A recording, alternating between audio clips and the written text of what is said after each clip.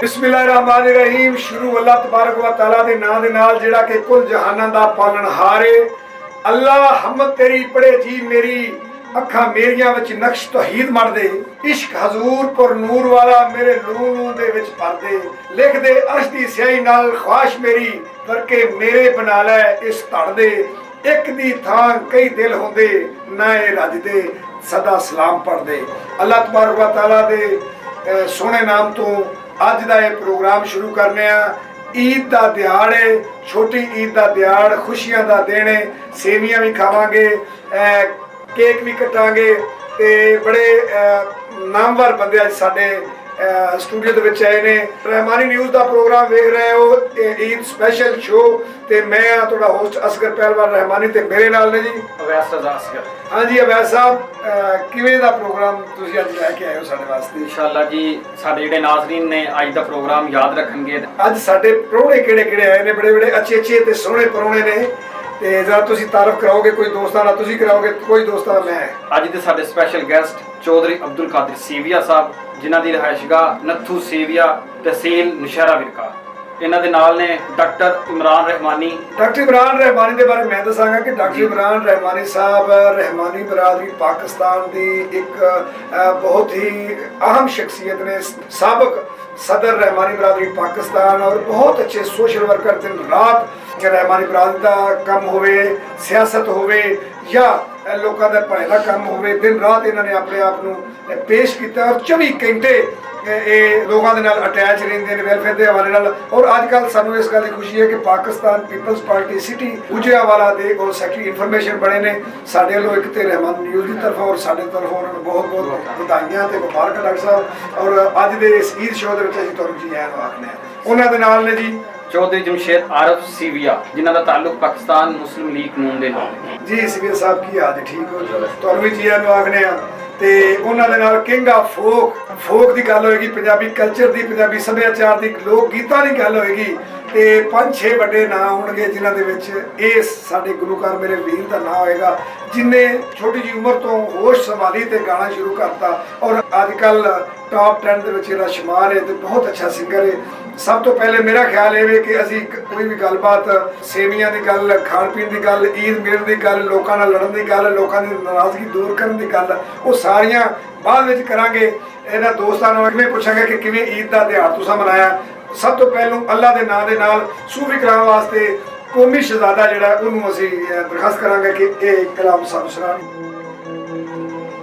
एक रोज नियाज पका लैला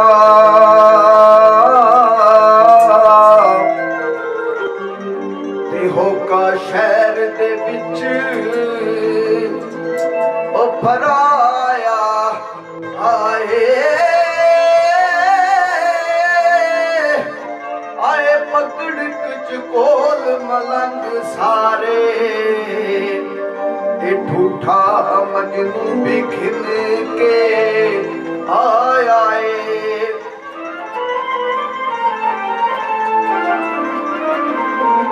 लैला नाज दे नाल नियाज वंडदी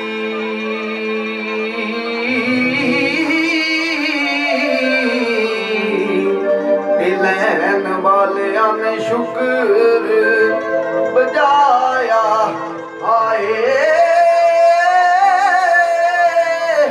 जदों मजनू मस्ताने दी बार आई उस झूठा डाया ते सीस नवाया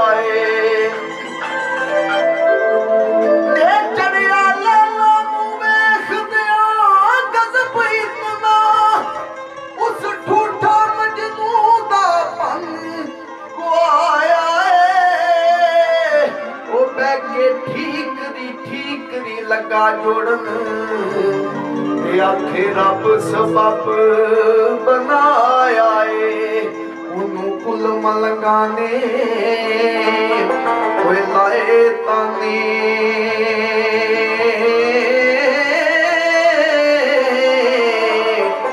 तेरा कदर किए इसने आया आए से लैला दा कमले अमान कर ले मेरो रो जंगली चम सुखाया है ओ जिन्ना रोज उठी काने सजना दिया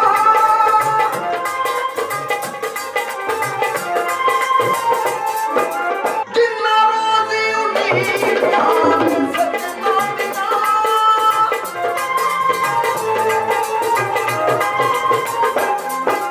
जिन्ना रोज उठी काने सजना दिया हुए खुले रख दे मैं मारे जिन्ना नैना माता याद दिया जिन्ना नैना माता याद दिया ओ के नैन बेचारे नहीं सौंदे सारी रात लग जाती ओ कदी गम दे मारे नहीं सौंदे इस रात सोना ओ जन्नत रे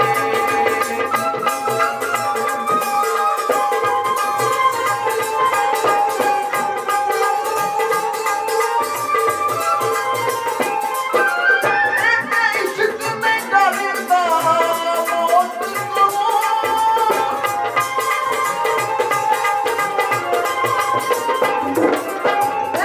इश्क में डरता मौत को भावे सूली चलना पै जावे दिल से आजाद मना लेता दिल से आजाद मना लेता ओ भावे कंजरी बनना पै जावे इश्क में डरता मौत को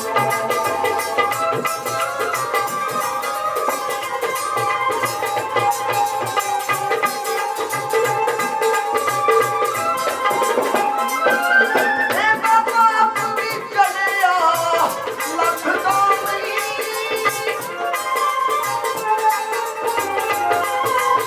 ए बाबा अपनी चलिया लखदा नहीं ए ते नाल दुआना हटदा नहीं इता शरबत ले थोड़ाए ओ किता एक घुट भरिया नहीं जाता इश्क में डरता मौत को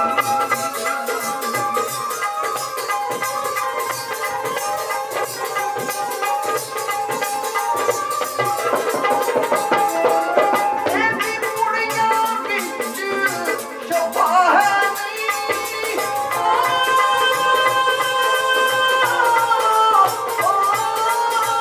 एदी कुड़ियां विच शोभा है नहीं एदी हिकमत विच ते तबाह है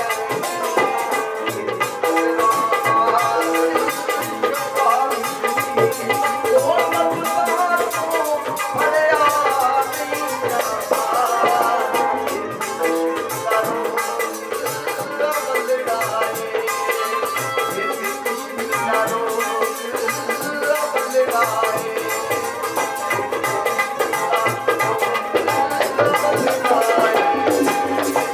ਵਾਹ ਜੀ ਵਾਹ ਕੀ ਬਾਤ ਹੈ। ਗੱਲ ਇਸ਼ਕ ਦੀ ਹੋਵੇ ਅਵੈਦ ਸਾਹਿਬ, ਗੱਲ ਇਸ਼ਕ ਦੀ ਹੋਵੇ ਤੇ ਆਸ਼ਕ ਦੀ ਹੋਵੇ, ਮਸ਼ੂਕ ਦੀ ਹੋਵੇ ਤੇ ਉਦੋਂ ਇਨਸਾਨ ਜਿਹੜਾ ਨਾ ਅਸਲ ਇਸ਼ਕ ਦੀਆਂ ਅਸੀਂ ਦੁਨੀਆਦਾਰੀ ਦੇ ਵਿੱਚ ਫਸੇ ਆ ਨਾ ਕਿ ਮੁੱਖ ਯਾਦ ਦਾ ਸ਼ਮਾ ਦੇ ਵਾਂਗ ਰੋਸ਼ਨ ਜਿਹਨੂੰ ਵੇਖ ਕੇ ਸੀਨਾ ਠਾਰ ਹੋਇਆ ਵਧਿਆ ਚਾਨਣੇ ਅੱਖਾਂ ਦੀ ਪੁਤਲੀਆਂ ਦਾ ਲੂ ਲੂ ਦੇ ਵਿੱਚ ਖਮਾਰ ਹੋਇਆ ਰੂਹ ਨੱਚ ਪਈ ਜੁੱਸੇ ਵਿੱਚ ਨਾਲ ਖੁਸ਼ੀਆਂ ਰੁੱਤ ਰੰਗਲੀ ਸਮਾਂ ਰੰਗਦਾਰ ਹੋਇਆ ਆਵਾਜ਼ ਕਰ ਭਲਵਾਨਾ ਨਸੀਬ ਤੇਰਾ ਜਿਹਨੂੰ ਹਸ਼ਰ ਤੋਂ ਪਹਿਲੋਂ ਦੀਦਾਰ ਹੋਇਆ ਗੱਲ ਦੀਦ ਦੀ ਇਹ ਗੱਲ ਯਾਦ ਦੋਸਤ ਨੂੰ ਦੇਖਣ ਦੀ ਹੈ ਜਿਹਨੂੰ ਹਸ਼ਰ ਤੋਂ ਪਹਿਲੋਂ ਦੀਦਾਰ ਹੋਇਆ ਕੌਮੀ ਸ਼ਹਜ਼ਾਦੇ ਨੇ ਲੈਲਾ ਮਜਨੂ ਤੋਂ ਸ਼ੁਰੂ ਕਰਕੇ ਤੇ ਅੱਲਾ ਔਰ ਉਹਦੇ ਮਹਿਬੂਬ ਦੇ ਇਸ਼ਕ ਦੀ ਗੱਲ ਕੀਤੀ ਤੇ ਜਿਵੇਂ ਕਿ ਸ਼ਾਨ ਲਿਖਾ ਕਮਲੀ ਵਾਲੜੇ ਦੀ ਜਿਹੜਾ ਪਾਕ ਮੁਹੰਮਦ ਜੇ ਨਾਮ ਸੋਣਾ ਹੋਈ ਸ਼ਾਨ ਬਿਆਨ ਕੁਰਾਨ ਅੰਦਰ ਕੀਤਾ ਕੁਫਰ ਥੀ ਜ਼ਾਹਰ ਇਸਲਾਮ ਸੋਣਾ ਭਾਜੜ ਪੈ ਗਈ ਬੁੱਤ ਪੁਜਾਰੀਆਂ ਨੂੰ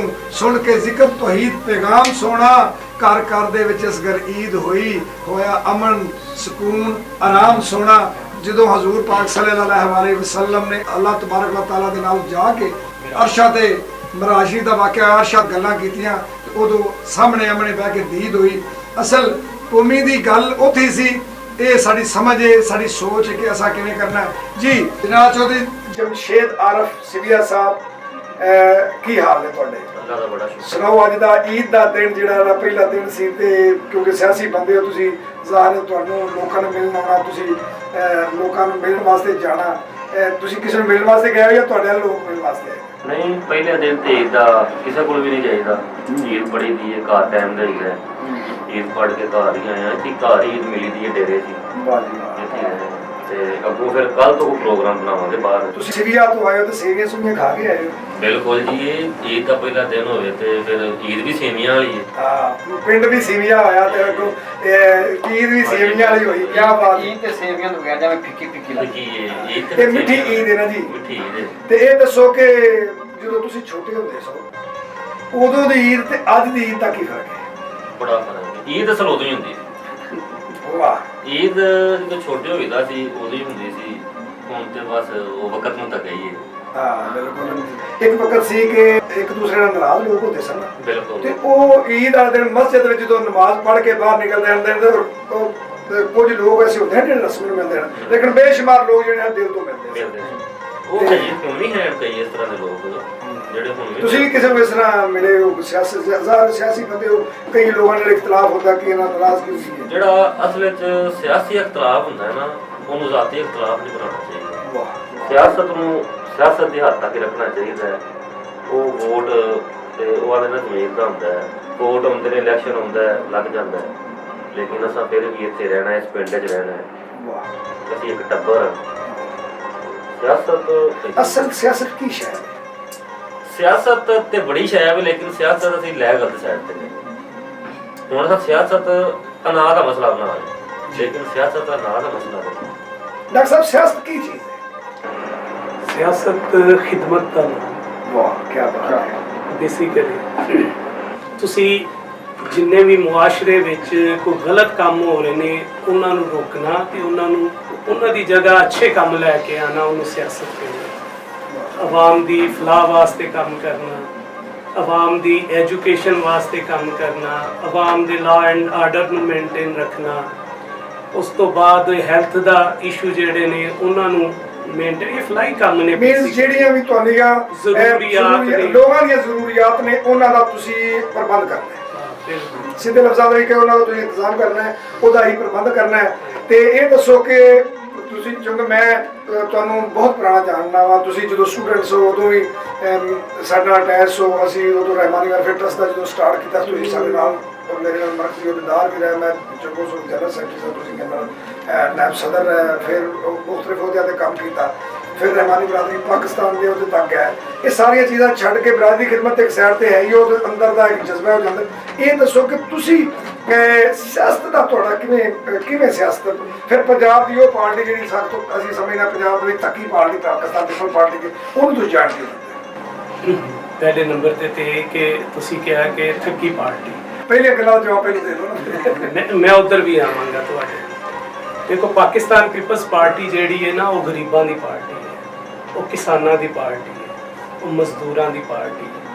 ਤੇ ਇਨਸਾਨ ਨੂੰ ਉਸ ਪਾਰਟੀ ਨੂੰ ਜੁਆਇਨ ਕਰਨਾ ਚਾਹੀਦਾ ਹੈ ਕਿ ਜਿਹੜੀ ਗਰੀਬਾਂ ਵਾਸਤੇ ਕੰਮ ਕਰੇ, ਮਜ਼ਦੂਰਾਂ ਵਾਸਤੇ ਕਰੇ ਤੇ ਕਿਸਾਨਾਂ ਵਾਸਤੇ ਕਰੇ।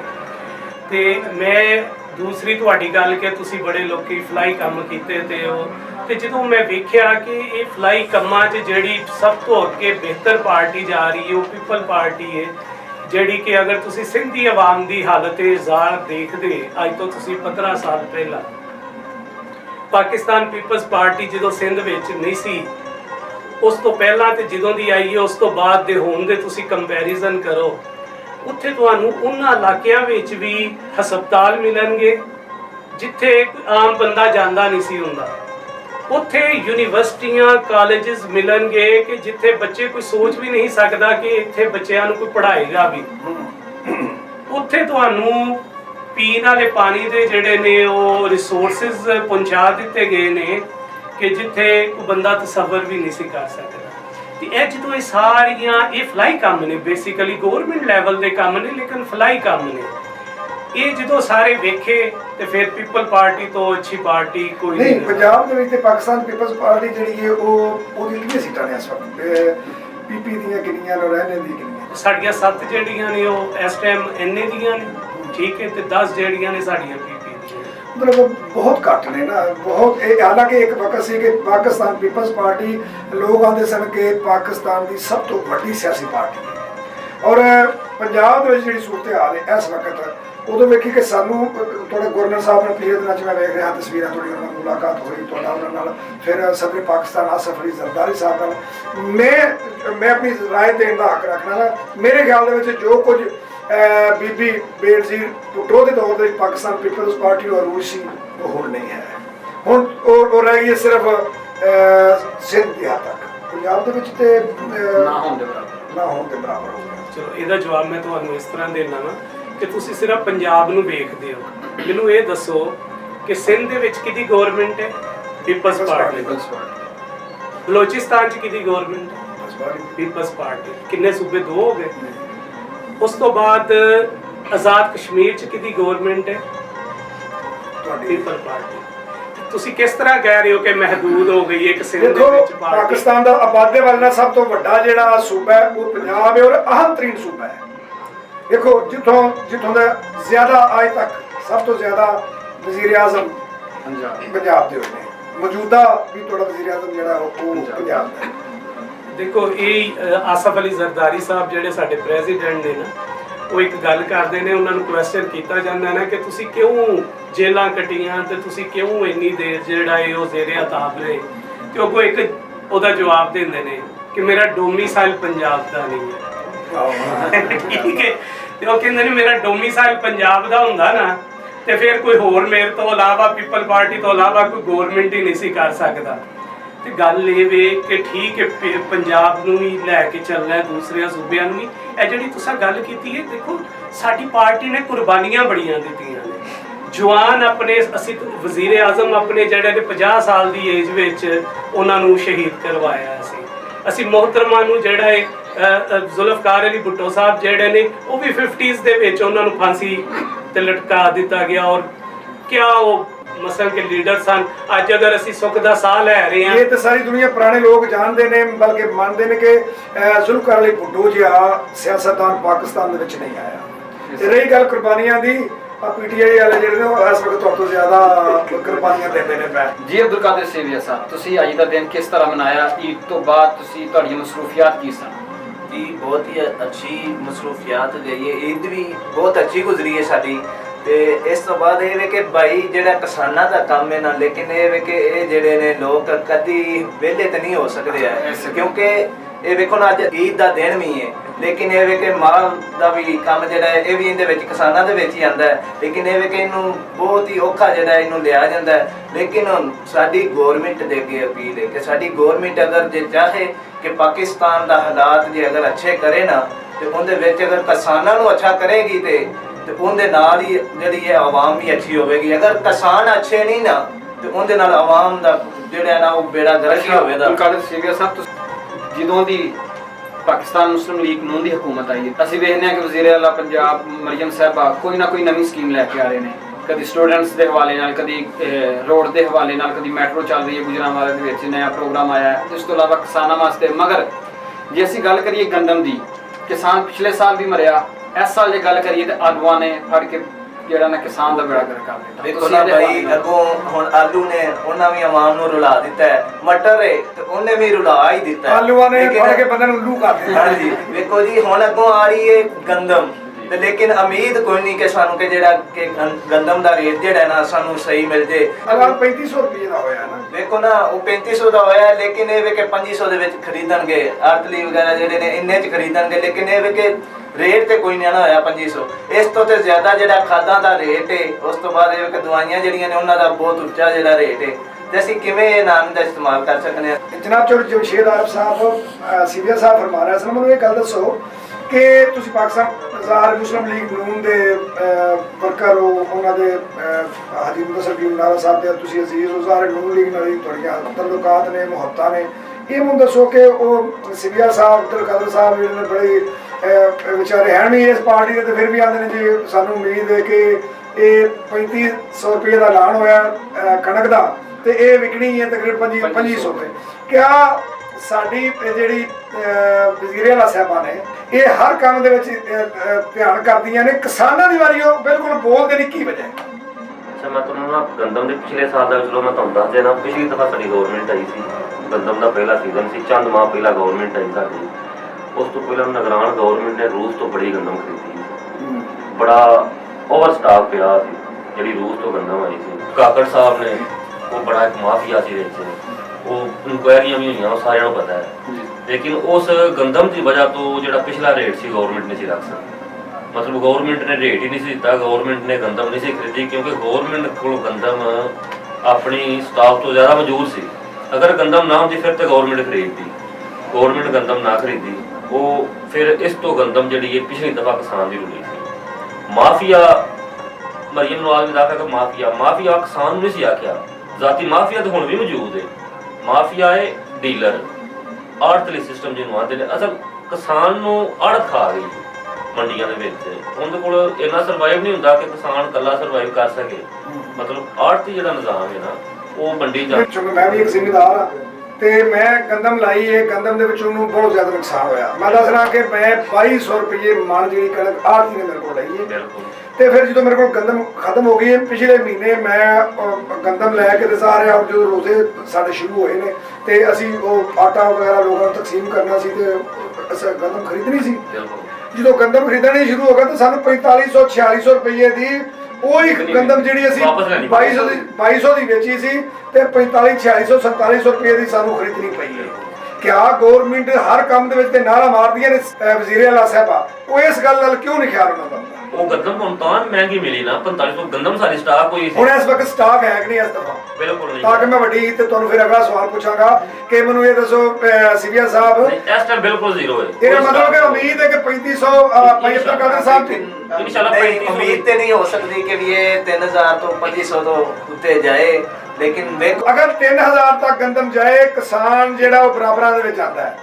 ਅਗਰ 3000 ਤੋਂ ਘਟੇਗੀ, ਜੋ ਮੈਂ ਕਿਉਂਕਿ ਮੈਂ ਇੱਕ ਜ਼ਿਮੀਂਦਾਰ ਆ, ਜਿਹੜੇ ਤੇ ਮਾਲਕ ਨੇ ਉਹ ਤੇ ਬਚ ਗਿਆ, ਜਿਹੜੇ ਮਜ਼ਾਰਾ ਲੋਕ ਨੇ ਜਿਨ੍ਹਾਂ ਨੇ ਠੇਕੇ ਤੇ 1 ਲੱਖ ਜਾਂ 1.5 ਲੱਖ ਜਾਂ 1.25 ਲੱਖ ਦੀ ਪੈੜੀ ਲਈ ਹੈ, ਉੱਤੇ ਖਰਚੇ ਕੀਤੇ ਨੇ, ਮੇਰਾ ਨਹੀਂ ਖਿਆਲ ਕਿ ਉਹ ਲੋਕ ਬਚ ਸਕਣ। 3500 ਗੰਦਮ ਦਾ ਰੇਟ ਰਹੇਗਾ, ਵਿਕੇਗੀ ਵੀ 3500, ਲੇਕਿਨ 3500 ਤੋਂ ਅਗਰ ਉੱਤੇ ਜਾਏ ਤਾਂ ਫਿਰ ਮਜ਼ਦੂਰ ਨਾਲ ਜ਼ਿਆਦਤੀ ਹੈ।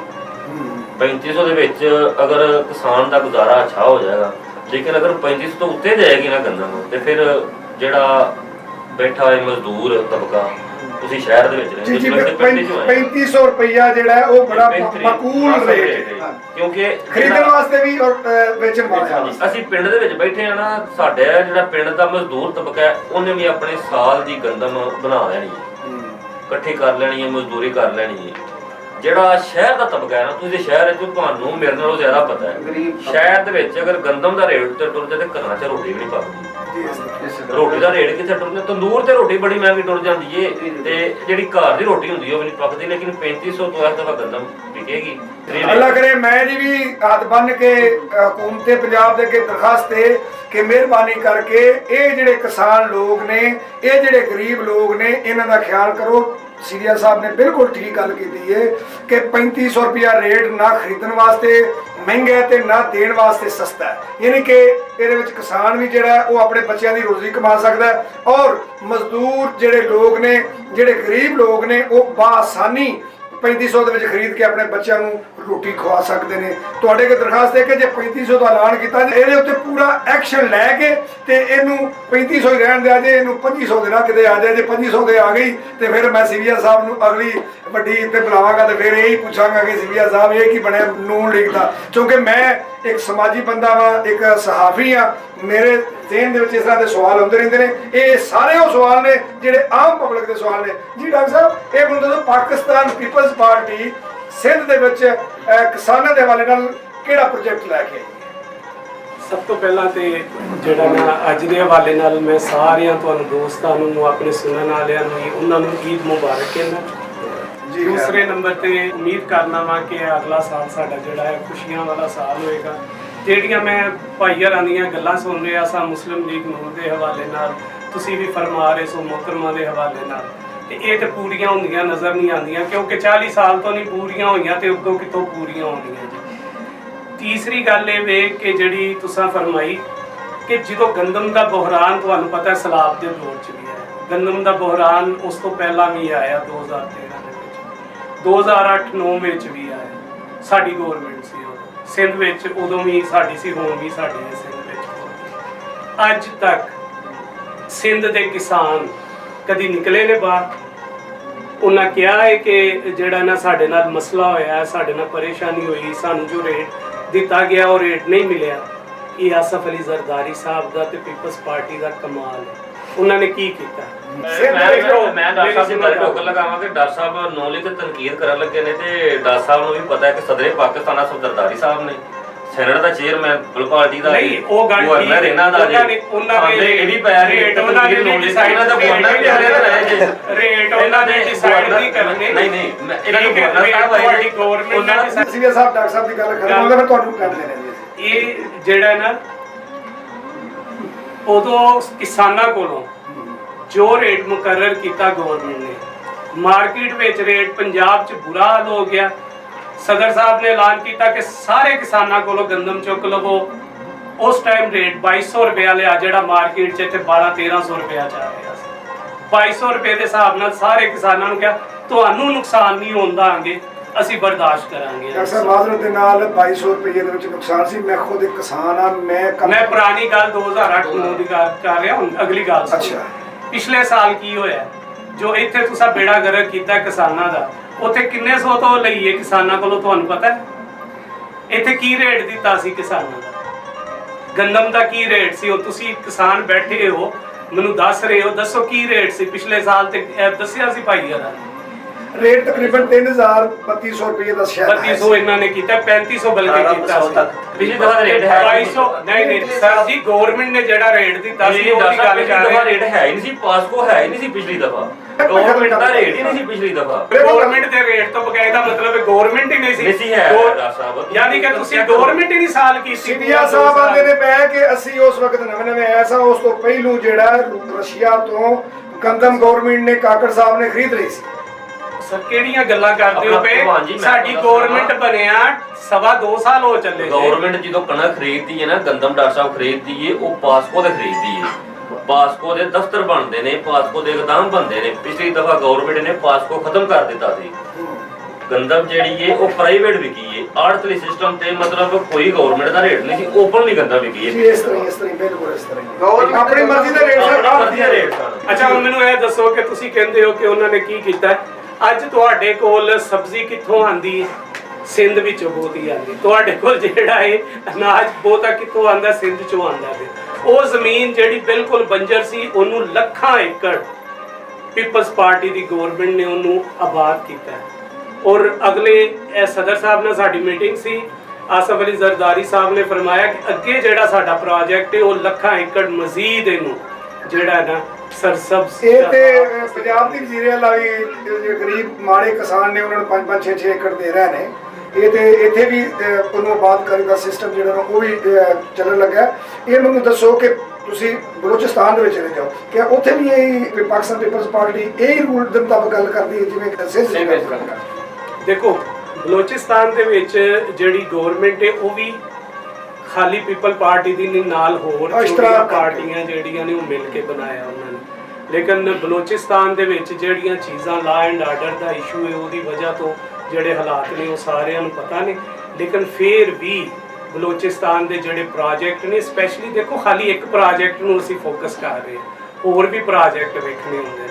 ਤੁਸੀਂ ਇਹ ਮੈਨੂੰ ਦੱਸੋ ਕਿ ਉੱਥੇ ਸਪੈਸ਼ਲਾਈਜ਼ਡ ਹਸਪਤਾਲ ਬਣਨ ਦੇ ਨੇ ਬਲੋਚਿਸਤਾਨ ਦੇ ਵਿੱਚ। ਸਿੰਧ ਗਵਰਨਮੈਂਟ ਨੇ ਇੱਕ ਆਪਣੀ ਤਰਫੋਂ NICVD ਗਿਫਟ ਕੀਤਾ, ਬਿਲਾਵਲ ਭੁੱਟੋ ਜ਼ਰਦਾਰੀ ਸਾਹਿਬ ਨੇ, ਸਿੰਧ ਗਵਰਨਮੈਂਟ ਨੇ ਬਲੋਚਿਸਤਾਨ ਗਵਰਨਮੈਂਟ ਨੂੰ। ਮੇਰਾ ਸ਼ਹਿਰ ਪਾਕਿਸਤਾਨ ਦਾ 5ਵਾਂ ਵੱਡਾ ਸ਼ਹਿਰ ਗੁਜਰਾਂਵਾਲਾ, ਤੀਸਰਾ ਵੱਡਾ ਇੰਡਸਟਰੀਅਲਿਸਟ ਸ਼ਹਿਰ, 100 ਅਰਬ ਰੁਪਏ ਦਾ ਟੈਕਸ ਦੇਣ ਵਾਲਾ ਸ਼ਹਿਰ, ਤੇ ਮੇਰੇ ਸ਼ਹਿਰ ਵਿੱਚ ਇੱਕ ਵੀ ਯੂਨੀਵਰਸਿਟੀ ਨਹੀਂ ਹੈ।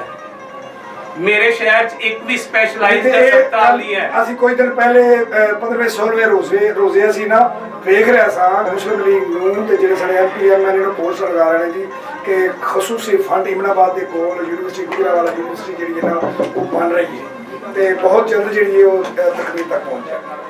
ਬਸ ਅੱਲਾ ਕਰੇ ਕਿ ਉਹ ਪਹੁੰਚ ਹੀ ਜਾਵੇ ਤੇ ਮੈਂ ਤੇ ਕਹਿੰਦਾ ਅੱਲਾ ਕਰੇ ਇਹ ਤਖਤੀਆਂ ਆਪਣੀਆਂ ਲਵਾ ਲੈਣ, ਅਸੀਂ ਇਹਨਾਂ ਨੂੰ ਸਲੂਟ ਮਾਰਾਂਗੇ। ਮੈਨੂੰ ਇਹ ਦੱਸੋ ਕਿ 40 ਸਾਲ ਤੋਂ ਇਹਨਾਂ ਦੀ ਗਵਰਨਮੈਂਟ ਹੈ, ਗੱਲ ਇਹ ਨਹੀਂ ਹੁੰਦੀ। ਗੱਲ ਇਹ ਵੇ ਕਿ ਪਾਕਿਸਤਾਨ ਦਾ 5ਵਾਂ ਵੱਡਾ ਆਬਾਦੀ ਦੇ ਲਿਹਾਜ਼ ਨਾਲ ਸ਼ਹਿਰ ਹੋਵੇ, ਇੱਥੇ ਨਾ 에어ਪੋਰਟ ਤੇ ਸਰ 에어ਪੋਰਟ ਨੂੰ ਛੱਡੋ ਨਾ ਇੱਥੇ ਬੱਚਿਆਂ, ਮੇਰੀ ਗੱਲ ਸੁਣ ਲਓ ਸੇਠ ਸਾਹਿਬ, ਅਗਰ ਤੇ ਇੱਥੇ ਬੱਚਿਆਂ ਵਾਸਤੇ ਐਜੂਕੇਸ਼ਨ ਵਾਸਤੇ ਨਹੀਂ ਹੈ ਤੇ ਬਾਕੀ ਚੀਜ਼ਾਂ ਤੇ ਬਾਹਰ ਚ ਗਈਆਂ, ਹੈਲਥ ਵਾਸਤੇ ਹੀ ਹਸਪਤਾਲ ਨਹੀਂ ਹੈ, ਬਾਕੀ ਚੀਜ਼ਾਂ ਨੂੰ ਅਸੀਂ ਸਿਰ 'ਚ ਮਾਰਨਾ। ਸਾਡੇ ਬੱਚੇ ਜਿਹੜੇ ਨੇ ਉਹ ਪੜ੍ਹਨ ਵਾਸਤੇ ਉਹਨਾਂ ਨੂੰ ਗਰੀਬ ਬੱਚੇ ਨੇ, ਮਜ਼ਦੂਰ ਇੰਡਸਟਰੀਅਲਿਸਟ ਸ਼ਹਿਰ ਹੈ, 70% ਮਜ਼ਦੂਰ ਲੋਕ ਨੇ ਇੱਥੇ, 30% ਸਰਮਾਇਆਦਾਰ ਨੇ, ਉਹ ਖੁਸ਼ ਨੇ। ਸਾਡੇ ਸਿਆਸਤਦਾਨ ਵੀ ਸਰਮਾਇਆਦਾਰ ਨੇ, ਖੁਸ਼ ਨੇ, ਉਹ ਪੜ੍ਹਾਉਂਦੇ ਨੇ, ਜਾ ਕੇ ਆਪਣੇ ਬੱਚਿਆਂ ਨੂੰ ਘੱਲ ਦਿੰਦੇ ਨੇ ਅਮਰੀਕਾ ਵਿੱਚ, ਯੂਰਪ ਵਿੱਚ ਜਾਂ ਦੂਸਰੇ ਸ਼ਹਿਰਾਂ 'ਚ ਜਾ ਕੇ ਪੜ੍ਹਾਉਂਦੇ ਨੇ। ਉਹ ਗਰੀਬ ਦਾ ਬੱਚਾ ਉਹ ਕਿਸ ਤਰ੍ਹਾਂ ਉਹਨੂੰ ਘੱਲੇਗਾ? ਇੱਕ ਫੀਸ ਤੇ ਉਹ ਦੇ ਦੇਗਾ, ਦੂਸਰੇ ਸ਼ਹਿਰ 'ਚ ਲਾਹੌਰ ਘੱਲਦਾ, ਕਰਾਚੀ ਘੱਲਦਾ, ਉਹਨੂੰ ਇਸਲਾਮਾਬਾਦ ਘੱਲਦਾ, ਉਹ ਫੀਸ 1000 ਰੁਪਏ ਉਹਦਾ ਮਹੀਨਾ ਖਰਚਾ ਹੈ ਰਹਿਣ ਦਾ, ਉਹ ਕੌਣ ਭਰੇਗਾ? ਤੁਹਾਡੇ ਮੇਰੇ ਕੋਲੋਂ ਮੰਗ ਕੇ ਜਾਂ ਤੁਸੀਂ ਦੇ ਦਿੱਤੇ, ਮੈਂ ਦੇ ਦਿੱਤੇ, ਕਈਆਂ ਦੀਆਂ ਫੀਸਾਂ ਅਸਾਂ ਦਿੱਤੀਆਂ ਨੇ, ਸੈਂਕੜੋ ਬੱਚਿਆਂ ਦੀਆਂ ਫੀਸਾਂ ਅਸਾਂ ਦਿੱਤੀਆਂ ਨੇ, ਲੇਕਿਨ ਉਹਨਾਂ ਦੇ ਜਿਹੜੇ ਉਹ ਉਥੋਂ ਦੇ ਅਖਰਾਜਾਤ ਨੇ, ਉਹ ਵਿਚਾਰਾ ਗਰੀਬ ਇੱਕ ਜਿਹਦੀ ਮਹਾਨਾ ਤਨਖਾਹ ਹੀ 40-50 ਹਜ਼ਾਰ ਰੁਪਏ ਹੈ ਔਰ 40-50 ਹਜ਼ਾਰ ਉਹਨੂੰ ਬਿੱਲ ਆ ਜਾਂਦਾ ਹੈ, ਉਹ ਨਾ ਖਾਏਗਾ ਕਿਤੋਂ, ਬੱਚੇ ਨੂੰ ਪੜ੍ਹਾਏਗਾ ਕਿਤੋਂ? ਔਰ ਇਸ ਸ਼ਹਿਰ ਵਿੱਚ ਅਗਰ ਯੂਨੀਵਰਸਿਟੀ ਹੋਏਗੀ, ਇਸ ਸ਼ਹਿਰ ਵਿੱਚ ਹਸਪਤਾਲ ਹੋਏਗਾ, ਇਸ ਸ਼ਹਿਰ 'ਚ ਖੇਲਣ ਦਾ ਮੈਦਾਨ ਕੋਈ ਨਹੀਂ ਆ ਜਨਾਬ ਸਟੇਡੀਅਮ ਦੇ ਕੋਲ ਤੁਸੀਂ ਬੈਠੇ ਹੋ, ਬੜਾ ਕੀ ਬਾਤ ਹੈ ਤੁਹਾਡੀ ਸਰ। ਉਹ ਸਟੇਡੀਅਮ ਹੈ ਬੱਚਿਆਂ ਦੇ ਵਾਸਤੇ, ਛੋਟੇ ਸਪੋਰਟਸ ਕੰਪਲੈਕਸ ਹੁੰਦੇ ਨੇ ਹਰ ਸ਼ਹਿਰ ਵਿੱਚ, ਅਲਹਮਦੁਲਿਲਾ।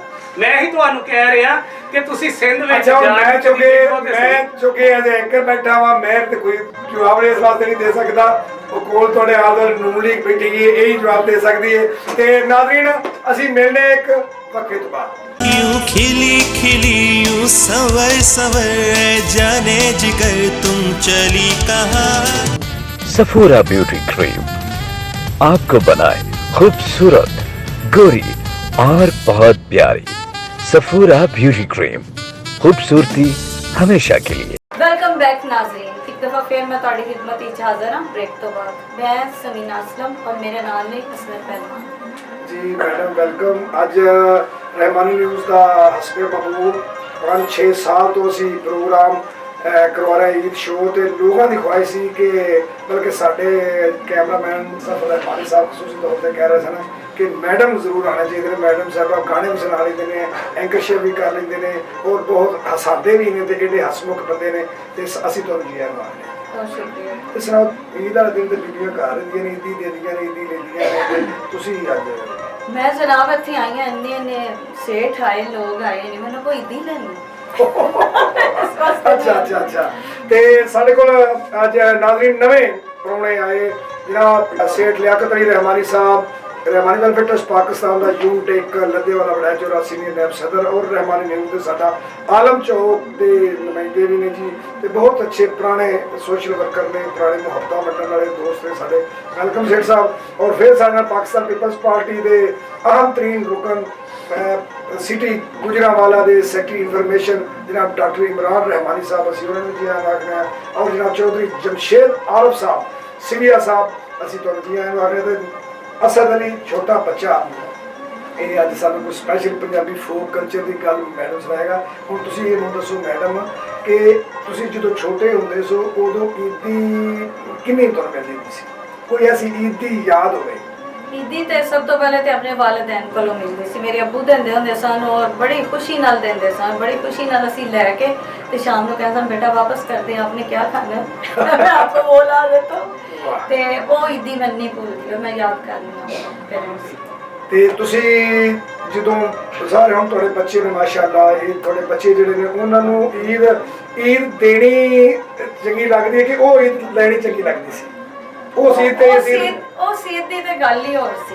ਇਹ ਈਦ ਸਾਨੂੰ ਦੇਣੀ ਪੈਂਦੀ ਬੱਚਿਆਂ ਨੂੰ, ਲੇਕਿਨ ਨਾਲ ਹੀ ਉਹੀ ਵਕਤ ਯਾਦ ਆਉਂਦਾ ਕਿ ਕਦੀ ਅਸੀਂ ਲੈਣੇ ਸਾਂ, ਅੱਜ ਅਸੀਂ ਬੱਚਿਆਂ ਨੂੰ ਦੇਣ ਲੱਗਿਆ, ਅੱਜ ਅਸੀਂ ਆਪਣੇ ਵਾਲਿदैन ਦੀ ਜਗ੍ਹਾ ਤੇ और दुख भी होता है और खुशी भी होती है कि वक्त इन्नी छेती गुजर भी गया और अल्लाह ने सानू इस काबिल बनाया कि ਅਸੀਂ ਵੀ ईदी दे। ਚੌਧਰੀ ਸਾਹਿਬ ਮੈਨੂੰ ਇਹ ਦੱਸੋ ਚੌਧਰੀ ਸਿਵਿਆ ਸਾਹਿਬ ਕਿ ਤੁਸੀਂ ਬਚਪਨ ਦੇ ਵਿੱਚ ਜਦੋਂ ਛੋਟੇ ਹੁੰਦੇ ਸੋ ਉਹ ਈਦ ਤੁਸੀਂ ਅੱਗੇ ਦੱਸਿਆ ਕਿ ਬੜੇ ਪਿਆਰ ਨਾਲ ਲੋਕ ਮਿਲਦੇ ਹੁੰਦੇ ਸਨ, ਹੁਣ ਤੁਸੀਂ ਇਸ ਦਫਾ ਬੱਚਿਆਂ ਨੂੰ ਕਿੰਨੀ ਈਦ ਦਿੱਤੀ? ਜਦੋਂ ਤੁਸੀਂ ਹੁੰਦੇ ਸੋ ਤੁਸੀਂ ਈਦ ਕਿੰਨੀ ਲੈਂਦੇ ਸੋ? ਉਸ ਵਿੱਚ ਉਦੋਂ ਇੱਕ ਐਕਸਾਈਟਮੈਂਟ ਹੁੰਦੀ ਸੀ ਈਦ ਦੀ, ਚਾਹ ਹੁੰਦੇ ਸਨ, ਰੋਜ਼ਿਆਂ ਦਾ ਪੂਰਾ ਮਹੀਨਾ ਇਸ ਚਾਹ 'ਚ ਲੱਗ ਜਾਂਦਾ ਸੀ ਕਿ ਈਦ ਆਉਣੀ ਹੈ। ਹੁਣ ਜਦੋਂ ਅਸਲ ਵਿੱਚ ਬੰਦੇ ਉਦੋਂ ਈਦ ਕਿੰਨੀ ਲੈਂਦੇ ਸੋ ਤੁਸੀਂ? ਰੁਪਈਆ ਚਵਾਨੀ, ਅੱਧਾ ਰੁਪਈਆ, 8 ਆਨੇ ਕਿੰਨੇ ਲੈਂਦੇ ਸੋ? ਅੱਗੇ ਮੈਂ ਗੱਲ ਕੀਤੀ ਹੈ ਨਾ, ਉਹ ਨਾਲ ਗੱਲ ਕੀਤੀ ਹੈ ਨਾ ਕਿ ਉਹ ਅੱਬੂ ਨੇ ਈਦੀ ਦੇਣੀ ਤੇ ਸ਼ਾਮ ਨੂੰ ਵਾਪਸ ਲੈ ਲੈਣੀ, ਉਹ ਸਾਡੇ ਨਾਲ ਵੀ ਇੰਝ ਹੀ ਹੁੰਦਾ। ਉਹ 100-500 ਦੇਣਾ ਤੇ ਉਹ ਸ਼ਾਮ ਨੂੰ ਫਿਰ ਵਾਪਸ ਲੈ ਲੈਣਾ, ਤੇ ਤੁਸੀਂ ਕੀ ਕਰਨੇ ਨੇ? ਗਵਾਹ ਦੇਣੇ ਨੇ, ਤੁਹਾਨੂੰ ਕੁਛ ਹੈ ਲਿਆ ਦੇਣੇ। ਅੱਛਾ, ਉਸ ਦੌਰ ਦੇ ਵਿੱਚ ਜਦੋਂ ਤੁਸੀਂ ਛੋਟੇ ਸੋ, ਅਸਲ ਜਿੱਦੇ ਸੋ ਜਦੋਂ ਤੁਸੀਂ, ਉਦੋਂ ਤੁਸੀਂ ਦੁਕਾਨ ਤੋਂ ਕਿਹੜੀ ਚੀਜ਼ ਲੈ ਕੇ ਖਾਂਦੇ ਸੋ? ਖਾਣ ਦਾ ਤਾਂ ਸ਼ੌਕ ਛੋਟੇ ਹੁੰਦਾ, ਤੁਹਾਨੂੰ ਪਤਾ ਕੋਈ ਨਹੀਂ ਹੁੰਦਾ। ਆ ਦੁਕਾਨ ਤੋਂ ਜਾ ਕੇ ਪਿਸਤੌਲ ਲੈ ਲਿਆ, ਉਹ ਛੋਟਿਆਂ ਹੁੰਦੇ ਆ, ਉਹ ਗੱਡੀ ਲੈ ਲਈ, ਉਹ ਉੱਥੋਂ ਲੈ ਕੇ ਆ ਕੇ ਘਰ ਲੈ ਕੇ ਤਰੋੜ ਛੜੀ। ਜੀ ਡਾਕਟਰ ਸਾਹਿਬ ਤੁਸੀਂ ਦੱਸੋ, ਤੁਹਾਨੂੰ ਤੇ ਜਦੋਂ ਵੀ ਉਹਦੀ ਕੋਈ ਨਿਸ਼ਾਨੀ ਯਾਦ ਆਈ, ਆਪਣੀ ਗੁਜ਼ਰੀ ਹੋਈ ਜਵਾਨੀ ਯਾਦ ਆਈ, ਤੁਹਾਨੂੰ ਇਹ ਗੱਲਾਂ ਸੁਣਦੇ ਆਪਣਾ ਬਚਪਨ ਯਾਦ ਆਉਂਦਾ ਹੋਏਗਾ ਜ਼ਰੂਰ ਕਿ ਬਚਪਨ ਦੇ ਵਿੱਚ ਆਪਣੇ ਬਜ਼ੁਰਗਾਂ ਤੋਂ ਈਦ ਲੈਂਦੇ ਸੋ, ਤੁਸੀਂ ਈਦ ਕਿੰਨੀ ਲੈਂਦੇ ਸੋ? ਮੈਂ ਕਨਵਾਨ ਸਾਹਿਬ ਮੈਨੂੰ ਤਕਰੀਬਨ ਬਹੁਤ ਸਾਰੀਆਂ ਗੱਲਾਂ ਯਾਦ ਨੇ, ਤੇ ਮੈਨੂੰ ਇੰਨਾ ਪਤਾ ਹੈ ਕਿ ਸਭ ਤੋਂ ਪਹਿਲਾਂ ਮੈਂ ਆਪਣੀ ਅੰਮੀ ਕੋਲੋਂ ਈਦ ਲੈਂਦਾ ਹੁੰਦਾ ਸੀ, ਤੇ ਉਸ ਤੋਂ ਬਾਅਦ ਮੈਂ ਆਪਣੇ ਅੱਬੂ ਕੋਲੋਂ ਲੈਂਦਾ ਹੁੰਦਾ ਸੀ, ਫਿਰ ਮੈਂ ਵੱਡੇ ਭਾਈ ਕੋਲੋਂ ਲੈਂਦਾ ਹੁੰਦਾ ਸੀ, ਫਿਰ ਮੈਂ ਚੂੰਕਿ ਛੋਟਾ ਸਾਂ ਘਰ ਵਿੱਚ ਸਾਰਿਆਂ ਤੋਂ ਆਪਣੀਆਂ ਭੈਣਾਂ ਵੱਡੀਆਂ ਕੋਲੋਂ ਵੀ ਮੈਂ ਲੈਂਦਾ ਹੁੰਦਾ ਸੀ। ਅੱਛਾ, ਜ਼ਬਰਦਸਤੀ ਕਹਿੰਦੇ ਛੋਟੇ ਦੇ ਹੁੰਦੇ ਲਾਡਲੇ ਨੇ ਨਾ, ਲਾਡ ਲੈਣੇ। ਤੇ ਫਿਰ ਮੈਂ ਚਲੇ ਜਾਣਾ ਕਰਨਾ ਆਪਣੇ ਕਜ਼ਨਾਂ ਦੇ ਘਰ, ਜੁਆਇੰਟ ਫੈਮਿਲੀ ਸਿਸਟਮ ਸੀ, ਫਿਰ ਮੈਂ ਕਜ਼ਨਾਂ ਕੋਲੋਂ ਲੈਂਦਾ ਹੁੰਦਾ ਸੀ। ਤੇ ਕਿਆ ਕਿੰਨੀ ਮਿਲਦੀ? ਅੱਬੇ ਕਿੰਨੀ ਦਿੰਦੇ ਸਨ? ਬੋਰੀ 10 ਰੁਪਏ। ਅੱਛਾ, ਹਾਂ।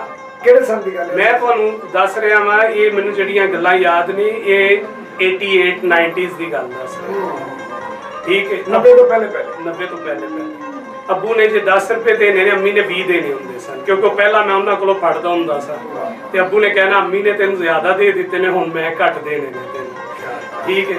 ਤੇ ਅੰਮੀ ਨੇ ਇਸ਼ਾਰਾ ਕਰਨਾ ਕਿ ਕੋਈ ਨਹੀਂ ਤੂੰ ਫੜ ਲੈ, ਤੈਨੂੰ ਮੈਂ ਹੋਰ ਦੇ ਦੇ। ਅੱਛਾ, ਤੁਸੀਂ ਇਹ ਦੱਸੋ ਕਿ ਹੁਣ ਅੱਜ ਤੁਸੀਂ ਕਿੰਨੇ ਲੋਕਾਂ ਨੂੰ ਈਦ ਦੇ ਕੇ ਆਏ? ਮੈਂ ਸਰ ਬੱਚੇ ਨੇ ਚਾਰਾਂ ਨੂੰ ਦਿੱਤੀ, ਔਰ ਮੈਂ ਉਂਝ ਹੀ ਉਹ ਜਿਹੜੀਆਂ ਗੱਲਾਂ ਯਾਦ ਸਨ ਕਿ ਮੈਨੂੰ ਜਿੰਜ ਤੰਗ ਕਰਦੇ ਹਨ ਮੇਰੇ ਵੱਡੇ, ਦੇਣ ਲੱਗਿਆ ਰੁਪਈਆ ਲੈ ਲੈ, 2 ਲੈ ਲੈ, ਫਿਰ ਐਂਡ ਤੇ ਜਿਹੜਾ ਨਾ ਜਿੰਨੀ ਉਹਨਾਂ ਦੇਣੀ ਹੁੰਦੀ ਜਾਂ ਜਿੰਨੀ ਮੈਂ ਕਹਿੰਦਾ ਸਾਂ 150, ਬਾਅਦ ਚੋਂ ਥੋੜੇ ਜਿਹੇ ਵੱਡੇ ਹੋਏ ਆ ਤੇ ਫਿਰ ਜ਼ਿਆਦਾ ਹੁੰਦੀ ਗਈ ਹੈ। ਤੇ ਉਹ ਜਿਹੜੀ ਹੈ ਨਾ, ਉਂਝ ਹੀ ਮੈਂ ਉਹਨਾਂ ਨੂੰ ਤੰਗ ਕਰਕੇ ਨਾ ਸਾਰਿਆਂ ਨੂੰ, ਤੇ ਮੈਂ ਉਹਨਾਂ ਨੂੰ ਦਿੱਤੀ ਹੈ 5-5000 ਰੁਪਇਆ ਚਾਰਾਂ ਬੱਚਿਆਂ ਨੂੰ।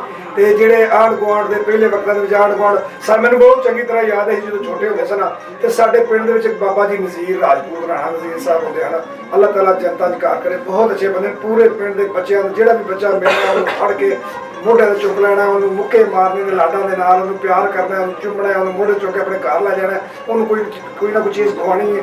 ਉਹ ਅਸੀਂ ਚੁੱਕੇ ਉਸ ਵਕਤ ਬੱਚੇ ਸਾਡੀ ਅੱਜ ਤੱਕ ਸਾਨੂੰ ਉਸ ਬਾਬੇ ਦਾ ਪਿਆਰ ਨਹੀਂ ਭੁੱਲਿਆ, ਔਰ ਉਹ ਸਾਨੂੰ ਇੱਕ ਚਵਾਨੀ ਪਤਾ ਹੁੰਦਾ ਸੀ ਕਿ ਈਦ ਵਾਲੇ ਦਿਨ ਸੁਬਾਹ ਜਦੋਂ ਕੱਪੜੇ ਪਾ ਕੇ ਨਿਕਲਣਾ ਤੇ ਅਸਾਂ ਜਾ ਕੇ ਉਹਦੇ ਘਰੋਂ ਇੱਕ ਚਵਾਨੀ ਜਾਂ ਰੁਪਈਆ ਤਾਂ ਨਹੀਂ, ਰੁਪਈਆ ਤਾਂ ਬਹੁਤ ਬਾਅਦ ਦੀ ਗੱਲ ਹੈ, ਸਾਨੂੰ ਇੱਕ ਚਵਾਨੀ ਜਿਹੜੀ ਸਾਰੇ ਪਿੰਡ ਦੇ ਬੱਚੇ ਜਿਹੜੇ ਜਾ ਕੇ ਉਹਦੇ ਇੱਕ ਚਵਾਨੀ ਅੰਦਰ ਹੱਥ ਕਰ ਲੈ ਬਾਬੇ ਨੇ ਦਿੰਦੇ ਹੁੰਦੇ ਸਨ। ਅੱਲਾਹ ਉਹਨਾਂ ਨਾਲ ਜਨਤਾ ਦੀ ਘਰ ਕਰੇ। ਉਹ ਬਹੁਤ ਮਿਲਣਸਾਰ ਸਨ, ਖਾਸ ਕਰ ਬੱਚਿਆਂ ਨਾਲ ਤੇ ਇੰਨਾ ਮੁਹੱਬਤ ਕਰਦੇ ਹਨ ਜਿਹੜੀ ਕਿ ਅਸੀਂ ਅੱਜ ਤੱਕ ਨਹੀਂ ਭੁੱਲੇ। ਤੇ ਪਿੰਡਾਂ ਵਿੱਚ ਕਈ ਬਾਬੇ ਐਸੇ ਹੁੰਦੇ ਨੇ ਐਵੇਂ ਟਾਫੀਆਂ ਪਾ ਦਿੰਦੇ ਨੇ, ਉਹ ਉਹਨਾਂ ਨੂੰ ਬੱਚੇ ਯਾਦ ਕਰਦੇ ਨੇ। ਤੁਸੀਂ ਇਹ ਜਿਹੜਾ ਤੁਹਾਡਾ ਬਚਪਨ ਸੀ, ਜ਼ਿਆਦਾ ਤੋਂ ਜ਼ਿਆਦਾ ਤੁਸੀਂ ਕਿੰਨੀ ਈਦ ਲਈ? ਥੋੜੀ ਤੋਂ ਥੋੜੀ, ਘੱਟ ਤੋਂ ਘੱਟ? ਮੈਂ ਸੇਠ ਸਾਹਿਬ ਚੂੰਕਿ ਜਿਹੜਾ ਨਾ ਵਾਲਦ ਸਾਹਿਬ ਦਾ ਮੇਰੇ ਨਾ ਜਨਰਲ ਸਟੋਰ ਸੀ, ਤੇ ਮੈਂ ਤੇ ਆਪਣੇ ਸਕੂਲ ਵਿੱਚ ਸਭ ਤੋਂ ਅਮੀਰ ਮੁੰਡਾ ਗਿਣਿਆ ਜਾਂਦਾ ਹੁੰਦਾ। ਅੱਛਾ, ਕਿਉਂਕਿ ਮੈਂ ਤੇ ਜਦੋਂ ਲੋਕ ਚਵਾਨੀ 8 ਆਨੇ ਜਾਂ ਰੁਪਈਆ ਲੈ ਕੇ ਆਉਂਦੇ ਹਨ, ਮੈਂ ਉਦੋਂ ਵੀ 2-3 ਰੁਪਏ ਜਾਂ 5 ਰੁਪਏ ਲੈ ਕੇ ਜਾਂਦਾ। ਠੀਕ ਹੈ ਜੀ, ਮੈਂ ਛੋਟਾ ਸਾ ਤੇ ਇਸ ਲਈ ਮੈਨੂੰ ਉਹ ਦੇ ਦੂ ਵੀ ਦਿੰਦੇ ਹਨ, ਇੱਕ ਕੋਲੋਂ ਨਹੀਂ ਮਿਲਨੇ ਤੇ ਦੂਸਰੇ ਕੋਲੋਂ, ਜੁਆਇੰਟ ਫੈਮਿਲੀ ਸਿਸਟਮ ਜਿਸ ਤਰ੍ਹਾਂ ਮੈਂ ਦੱਸਿਆ ਸੀ। ਤੇ ਇਹ ਵੀ ਗੱਲਾਂ ਦੇਖੋ, ਕਲਚਰ ਬੜਾ ਜ਼ਬਰਦਸਤ ਕਲਚਰ ਸੀ, ਤਾਇਆਂ ਜਾਣਾ, ਚਾਚਿਆਂ ਜਾਣਾ, ਕਜ਼ਨਾਂ, ਈਵਨ ਮਹੱਲੇਦਾਰਾਂ 'ਚ ਜਾਣਾ। ਤੁਸੀਂ ਇਹ ਦੱਸੋ ਜਿਹੜੇ ਬਚਪਨ ਦੇ ਤੁਹਾਡੇ ਯਾਰ ਸਨ, ਜਿਹੜੇ ਦੋਸਤ ਸਨ, ਹੁਣ ਅੱਜ ਬਣੇ ਹੋ?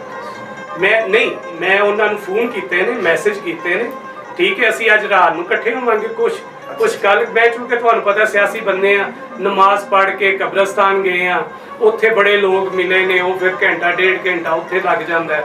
ਘਰ ਆਉਂਦਿਆਂ ਤੱਕ ਫਿਰ ਅੱਗੋਂ ਮਜ਼ੀਦ ਘੰਟਾ ਡੇਢ ਘੰਟਾ ਲੱਗ ਜਾਂਦਾ ਹੈ। ਫਿਰ ਤੁਹਾਡੇ ਪ੍ਰੋਗਰਾਮ 'ਚ ਆਉਣਾ ਸੀ, ਸਾਰਿਆਂ ਨੂੰ ਛੱਡ ਕੇ ਹੁਣ ਸ਼ਾਮ ਨੂੰ ਇਨਸ਼ਾਅੱਲਾ ਸਾਰੇ ਜਿਹੜੇ ਯਾਰ ਦੋਸਤ ਨੇ ਤੁਹਾਡੇ ਉਹਨਾਂ ਨਾਲ ਹਮੇਸ਼ਾ ਹੀ ਤੇ ਮਿਲਦੇ ਹੋ? ਅਲਹਮਦੁਲਿਲਾ। ਇਹ ਯਾਰਾਂ ਦੀ ਗੱਲ ਹੋਵੇਗੀ ਕਿ ਜਿਹਨੂੰ ਯਾਰ ਕਹੀਏ, ਉਹਦੇ ਨਾਲ ਰਹੀਏ, ਔਖੇ ਵੇਲੇ ਵੀ ਉਸ ਨੂੰ ਛੋੜੀਏ ਨਾ, ਕਰੀਏ ਉਹਦੀਆਂ ਪੂਰੀਆਂ ਸਭ ਲੋੜਾਂ ਬਦਲੇ ਉਸ ਦੇ ਕੁਝ ਵੀ ਲੋੜੀਏ ਨਾ, ਰਹੀਏ ਨਾਲ ਸਲੂਕ ਦੇ ਹਰ ਵੇਲੇ, ਇੱਕ ਦੂਜੇ ਦੀ ਗੱਲ ਨੂੰ ਮੋੜੀਏ ਨਾ, ਚੁਗਲਖੋਰ ਦੇ ਅਸਕਰ ਲੱਗ ਆਖੇ ਦਿਲ ਯਾਰ ਪਿਆਰੇ ਦਾ ਕਦੀ ਤੋੜੀਏ ਨਾ। ਜਿਹੜੇ ਯਾਰ ਪਿਆਰੇ ਹੋਣ ਉਹਨਾਂ ਦਾ ਦਿਲ ਤੋੜੀਏ ਤੇ ਰੱਬ ਵੀ ਨਾਰਾਜ਼ ਹੁੰਦਾ ਹੈ ਕਿ ਤੂੰ ਆਪਣੇ ਯਾਰਾਂ ਦਾ ਦਿਲ ਤੋੜਿਆ। ਤੇ ਯਾਰਾਂ ਨੂੰ ਈਦ ਤੇ ਜ਼ਰੂਰ ਮਿਲਣਾ ਚਾਹੀਦਾ। ਮੈਡਮ ਤੁਸੀਂ ਵੀ ਆਪਣੀ ਸਹੇਲੀਆਂ ਨੂੰ ਮਿਲਦੇ ਰਹੇ? ਜੀ ਜ਼ਰੂਰ। ਜਾਂ ਕੁਛ ਤੇ ਅੱਲਾ ਨੂੰ ਪਿਆਰੀਆਂ ਹੋਈਆਂ ਨੇ ਤੇ ਕੁਛ ਨੂੰ ਮੈਂ ਪਿਆਰ ਕਰ ਕਰਕੇ ਪਾਗਲ ਹੋ ਗਈ, ਮੈਨੂੰ ਕੋਈ ਮਿਲ ਗਿਆ। ਹਾਏ ਹਾਏ ਹਾਏ ਹਾਏ, ਕੀ ਬਾਤ ਹੈ। ਜਦੋਂ ਤੁਸੀਂ ਪੜ੍ਹਦੇ ਸੋ ਉਸ ਦੌਰ ਦੀ ਕੋਈ ਐਸੀ ਸਹੇਲੀ ਜਿਹੜੀ ਤੁਹਾਨੂੰ ਇਹਨਾਂ ਦਿਨਾਂ ਦੇ ਵਿੱਚ ਮਿਲੀ ਹੋਵੇ? ਨਹੀਂ ਕੋਈ ਵੀ ਨਹੀਂ ਮਿਲੀ। ਬਸ ਪਤਾ ਹੀ ਨਹੀਂ ਵੀ ਕਿੱਥੇ ਕਿੱਥੇ ਨੇ। ਜਿਹੜੀ ਇੱਕ ਦੋਸਤ ਸਨ ਜਿਨ੍ਹਾਂ ਨਾਲ ਮੈਂ ਬਹੁਤ ਕਲੋਜ਼ ਸਾਂ, ਉਹਨਾਂ ਦੀ ਡੈਥ ਹੋ ਗਈ। ਤੇ ਇੱਕ ਬਸ ਹੈ ਵੀ ਉਹਦੇ ਨਾਲ ਕੱਲ ਹੀ ਗਈ ਸਾਂ, ਸ਼ਾਇਦ ਉਹਦੇ ਨਾਲ ਕੱਲ ਹੀ ਗਈ ਸਾਂ। ਮੈਂ ਕਿਹਾ ਚਾਂਦ ਰਾਤ ਹੋ ਰਿਹਾ ਜੀ। ਸੇਠ ਲਿਆਕਤ ਅਲੀ ਰਹਿਮਾਨੀ ਸਾਹਿਬ, ਇਹ ਮੈਨੂੰ ਦੱਸੋ ਤੁਸੀਂ ਈਦ, ਕਿਉਂਕਿ ਅੱਜ ਈਦ ਦੀਆਂ ਗੱਲਾਂ ਹੋਈਆਂ ਨੇ, ਇਹਨਾਂ ਤੋਂ ਸਾਰੇ ਦੋਸਤਾਂ ਨੂੰ ਈਦ ਦੀਆਂ ਗੱਲਾਂ ਪੁੱਛ ਲਈਆਂ, ਤੁਸੀਂ ਇਹ ਦੱਸੋ ਕਿ ਤੁਹਾਨੂੰ ਵੈਲਫੇਅਰ ਦਾ ਸ਼ੌਕ ਕਿਵੇਂ ਪਿਆ, ਲੋਕਾਂ ਦੀ ਖਿਦਮਤ ਸੇਵਾ? एक्चुअली ये ना तकरीबन 1985-86 की गल है, 1986-87 मैं 5वीं पढ़ता था। अगर जागदा इलाका मल्ला रहमान डॉक्टर साहब वाला मल्ला जी।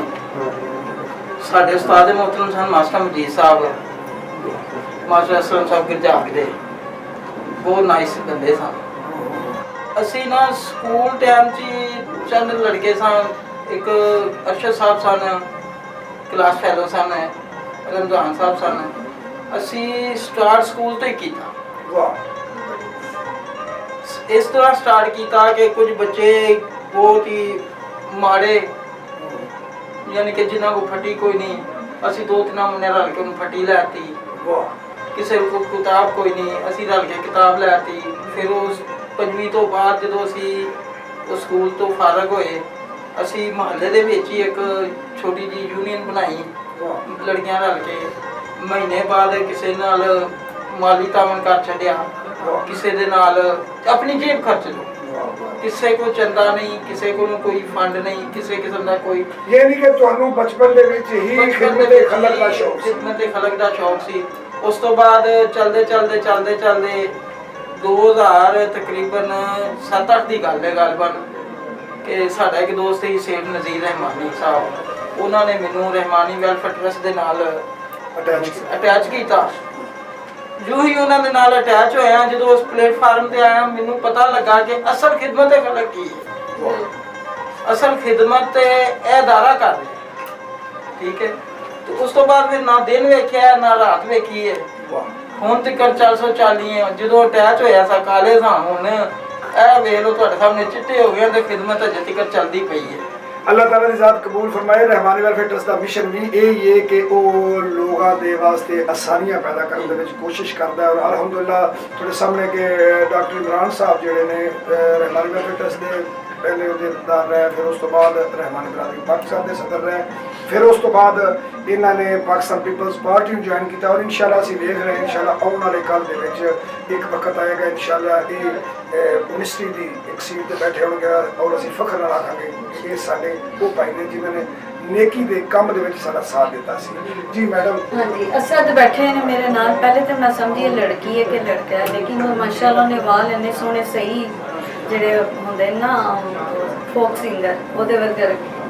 ਤੇ ਇਹਨਾਂ ਨੇ ਅੱਜ ਸਾਨੂੰ ਸੁਣਾਣਾ, ਮੈਂ ਨੀਲ ਕਰਾਈਆਂ ਨੀਲ ਤਾਂ ਮੇਰਾ ਤਨ ਮਨ ਨੀਲੋ ਨੀਲ, मैं सौदे कर लै दिलां दे विच तालै नान वकील, रब वकीली ना करे ते बंदा कौन वकील, राह चढ़दी चाननी ते पूनी वर्गा कां, ओ उड्या दाना बातों नूं पहली रात ना पति दे हेड़ भंगूरा रंग ला ते ठंडी बना दी छां, मैं गिन लांदी अड्डियां विच ला जट दे नां वे मैनूं लै चल के थो कढ के ਤੁਹਾਡਾ ते मर्द सतीवे तां ਮੈਨੂੰ ਲੈ ਚੱਲ ਇਥੋਂ ਕੱਢ ਕੇ ਭੂਮੀ ਇੰਜੀ ਹੈ ਤੇ ਮੈਨੂੰ ਲੈ ਚੱਲ ਇਥੋਂ ਕੱਢ ਕੇ ਤੇ ਮਰਦ ਸਦੀਵੇ ਤਾਂ। ਇਹ ਮੈਡਮ ਤੁਹਾਨੂੰ ਪਤਾ ਨੀਲ ਕਰਾਈਆਂ ਨੀਲ ਕਾ ਕੀ ਸੀ?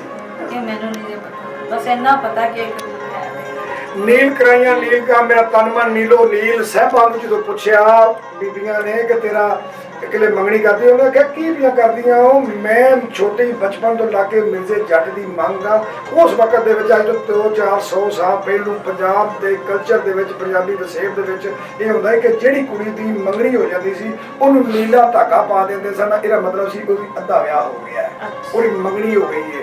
ਫਿਰ ਕਈ ਵਾਰ ਏਡੀਆਂ ਗੈਰਤਮਾਂ ਦੇ ਇਹ ਬੀਬੀਆਂ ਹੁੰਦੀਆਂ ਸਨ, ਉਹਦਾ ਮੰਗੇਤਰ ਮਰ ਗਿਆ, ਮੰਗੇਤਰ ਮਰ ਗਿਆ ਤੇ ਫਿਰ ਉਹਨੇ ਨੀਲਾ ਧਾਗਾ ਉਹਦੇ ਨਾਲ ਦਾ ਪਾਇਆ। ਉਹਨੇ ਕਿਹਾ ਮੈਂ ਸ਼ਾਦੀ ਨਹੀਂ ਕਰਾਣੀ, ਜਿਹਨੂੰ ਮੈਂ ਆਪਣਾ ਖਸਮ ਮੰਨਿਆ ਸੀ, ਆਪਣਾ ਖਾਵਨ ਮੰਨਿਆ ਸੀ, ਅੱਜ ਉਹ ਦੁਨੀਆ ਦੀ ਮਰਿਆਦਾ ਹੁਣ ਮੈਂ ਘੰਟੀ ਹੋ ਗਈ ਹਾਂ। ਯਾਨੀ ਕਿ ਨਿਕਾਹ ਤੋਂ ਪਹਿਲਾਂ ਇਹ ਸਾਡਾ ਪੰਜਾਬ ਦਾ ਵਸੇਬ ਸੀ, ਸਾਡੀ ਧਰਤੀ ਨਾਲ ਜੁੜੀ ਸੀ ਕਿ ਬੜੇ ਸ਼ਰਾਬ ਨਵੀਂ ਜਨਰੇਸ਼ਨ ਨੂੰ ਇਸ ਗੱਲ ਦਾ ਨਹੀਂ ਪਤਾ ਕਿ ਮੈਂ ਨੀਲ ਕਰਾਈਆਂ ਨੀਲ ਕਰਕੇ ਉਹਦੇ ਨੀਲਕ ਦਾ ਧਾਗਾ ਪੈਂਦਾ ਸੀ ਤੇ ਉਹ ਮੰਗੀ ਜਾਂਦੀ ਸੀ, ਉਹਨੂੰ ਉਹਦੇ ਉਹ ਵਿਰਸਾ ਪਾਉਂਦੀ ਸੀ। ਮੈਨੂੰ ਕਿਉਂ ਆਉਂਦੀ ਆ ਉਹ ਡੱਕਦੀਆਂ ਉਸ ਮਿਰਜ਼ੇ ਕੋਲ, ਮੈਂ ਨੀਲ ਕਰਾਈਆਂ ਨੀਲ ਕਾ ਮੇਰਾ ਤਨਮਾ ਨੀਲੋ ਨੀਲ, ਮੈਂ ਮਿਰਜ਼ੇ ਦੀਆਂ, ਮੈਂ ਮਿਰਜ਼ੇ ਦੇ ਨਾਂ ਹੀ ਮਰਨਾ ਹੈ। ਤੇ ਉੱਥੇ ਹੁਣ ਅਸਦ ਅਲੀ ਕੀ ਆਖੇਗਾ, ਅਸੀਂ ਅਸਦ ਤੋਂ ਸੁਣਦੇ ਜੀ।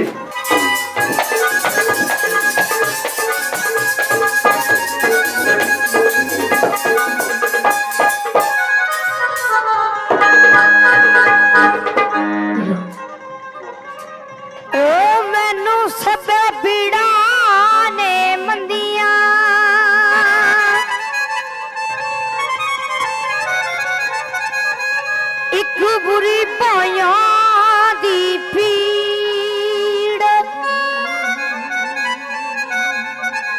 पुत्र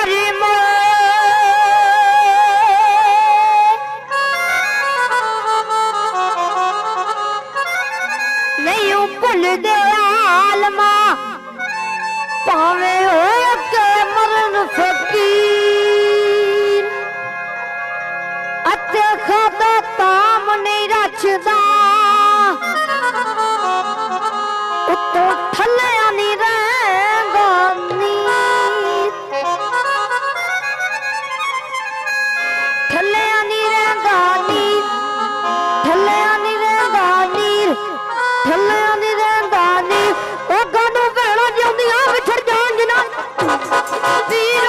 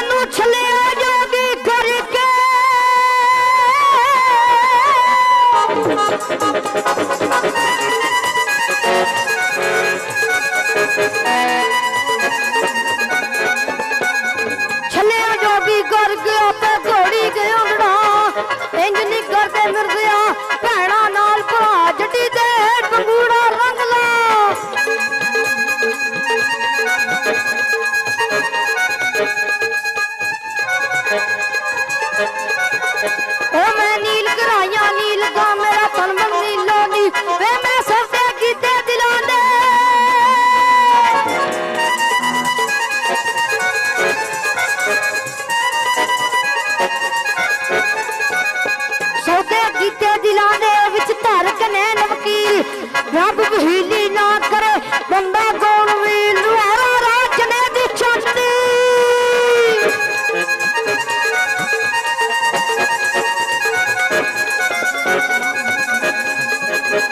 राजने दी चननी टूनी वर्गा खा उड्या दाना बादलू पहली राचना जटी दे पंगूड़ा रंग ला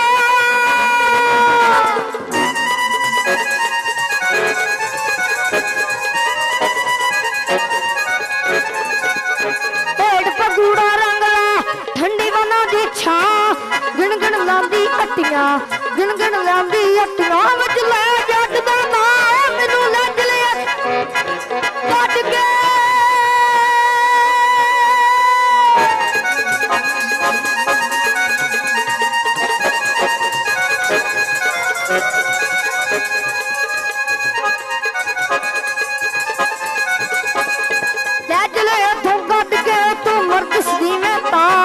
मैं सी तोड़ मुकावनी तानू खड़ी अम्मा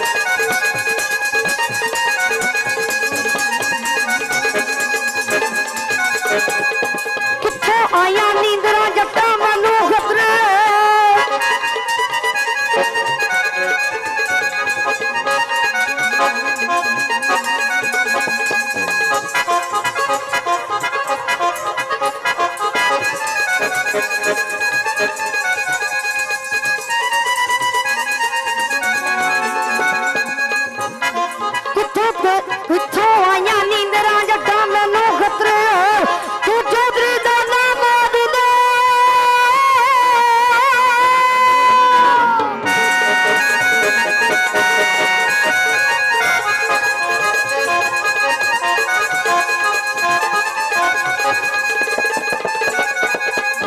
ਚੌਧਰੀ ਦਾ ਨਾਮ ਆਦਦਾ ਮੇਰੇ ਇਸ਼ਕ ਬਣਾਇਆ ਚੋਰ ਰੰਨ ਤਮਾਕੂ ਛਿਕਣੀ ਆਖੋਂ ਵੱਡੀ ਖੋਰ ਉਧਰ ਜਿਨ੍ਹਾਂ ਦੇ ਲਾਡਲੇ ਚੁੱਗੀ ਉਹਨਾਂ ਦੀ ਚੌੜ ਆਸ਼ਕ ਕੇ ਵਰਿਆਮ ਨੂੰ ਘੜੀ ਅਡੀ ਕੇ ਗੌਰ ਗੱਲਾਂ ਕਰਨੀਆਂ ਸੌਖੀਆਂ ਔਖੇ ਪਾਲਣੇ ਪਏ ਆੜਾ ਕੋਨੀ ਰੱਬ ਦਾ ਜੱਟਾ ਘੋੜੀ ਅਗਾ ਨੂੰ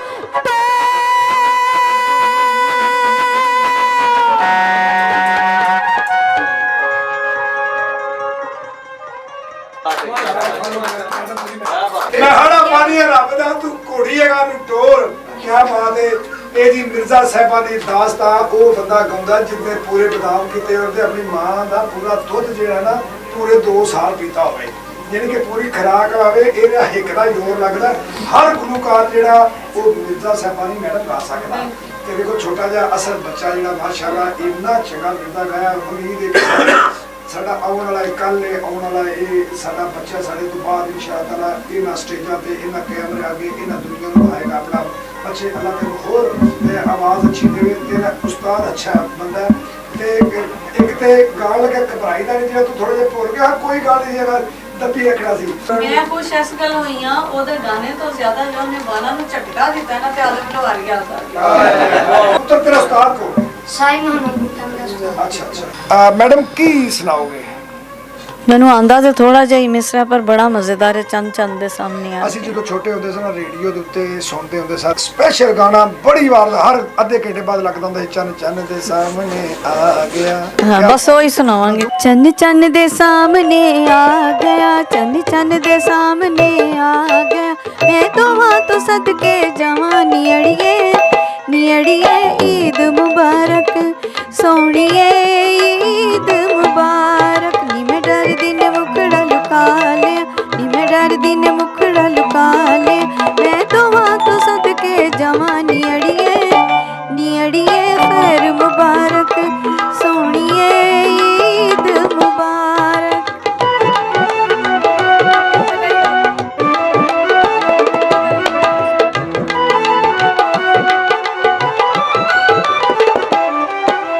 ਚੰਨ ਦੇ ਸਾਹਮਣੇ ਆ ਗਿਆ ਚੰਨ ਚੰਨ ਦੇ ਸਾਹਮਣੇ ਆ ਗਿਆ ਮੈਂ ਦੋਵਾਂ ਤੋਂ ਸਦਕੇ ਜਾਵਾਂ ਨੀੜੀਏ ਈਦ ਮੁਬਾਰਕ ਸੋਹਣੀਏ ਈਦ ਮੁਬਾਰਕ ਨੀ ਮੈਂ ਡਰਦੀ ਨੇ ਮੁਖੜਾ ਲੁਕਾ ਲਿਆ ਨੀ ਮੈਂ ਡਰਦੀ ਨੇ ਮੁਖੜਾ ਲੁਕਾ ਲਿਆ ਮੈਂ ਦੋਵਾਂ ਤੋਂ ਸਦਕੇ ਜਾਵਾਂ ਨੀੜੀਏ ਖੈਰ ਮੁਬਾਰਕ ਸੋਹਣੀਏ ਈਦ ਮੁਬਾਰਕ ਸੇਵੀਆਂ ਖਾ ਕੇ ਆਏ ਮੈਨੂੰ ਤੇ ਤੁਸੀਂ ਪਕਾ ਕੇ ਆਏ ਪਕਾਈਆਂ ਹੋਈਆਂ ਤੇ ਖਾਈਆਂ ਨਹੀਂ ਕੀ ਬਾਤ ਹੈ ਨਾਜ਼ਰੀਨ ਤੁਸੀਂ ਜਾਣਾ ਨਹੀਂ ਬੜਾ ਰੰਗਾਰੰਗ ਪ੍ਰੋਗਰਾਮ ਅੱਜ ਦਾ ਇਹ ਜਾਰੀ ਰਹੇਗਾ ਤੁਸੀਂ ਜਾਣਾ ਨਹੀਂ ਮਿਲਨੇ ਇੱਕ ਬ੍ਰੇਕ ਤੋਂ ਬਾਅਦ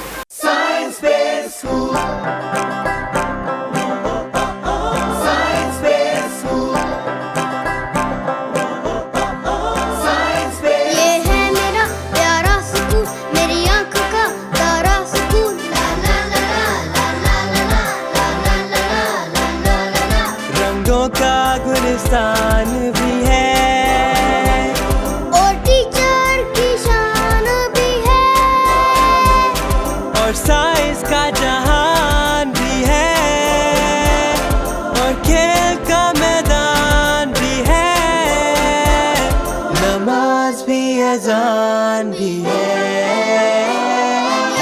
मेरा प्यारा स्कूल मेरी आँख का तारा स्कूल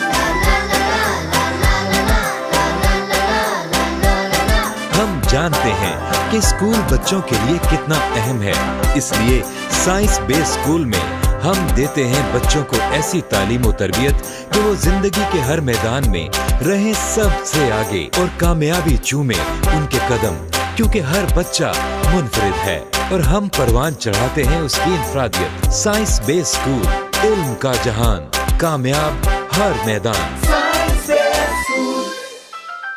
सोने दिया कंगना सौदा इको जिया, दिल देना ते दिल मंगना वे सौदा इको जिया, दिल देना ते दिल मंगना वे सौदा इको जिया। हो वे सोने दिया कंगना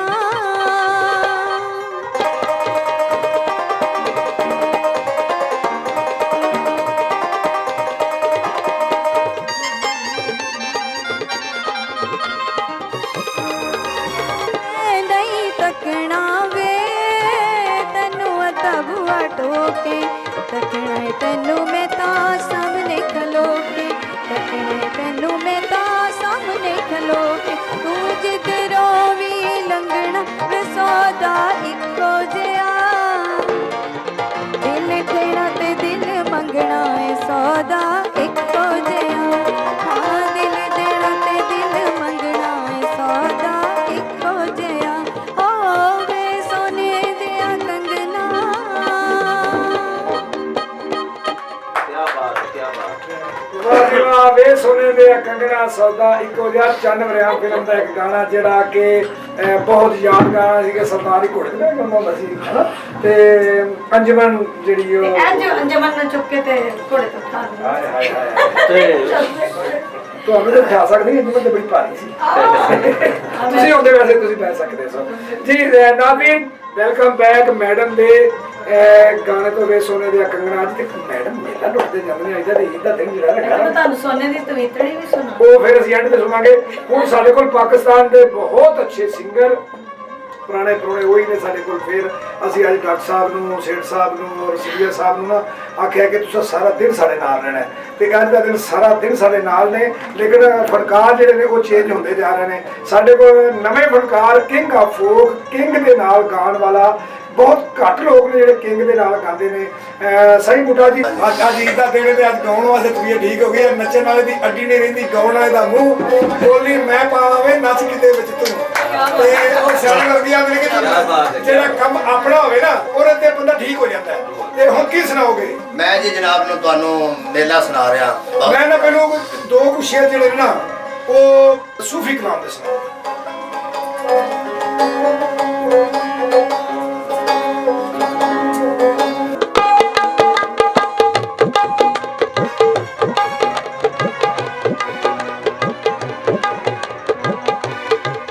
हजूर बुल्ले शाह फरमाते ने दुआ करो किसी का यार ना रुस जाए, क्योंकि पता उन्होंने होंदा जिन्हों लगी होवे।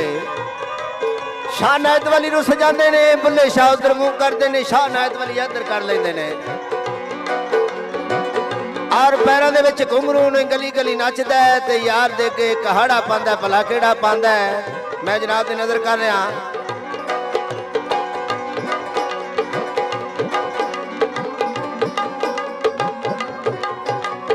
मेरे वल्लो मुखड़ा मोड़ प्यारे आ तू, मेरे वल्लो मुखड़ा मो, मेरे वल्लो मुखड़ा मोड़ प्यारे आ तू, मेरे वल्लो मुखड़ा मोड़।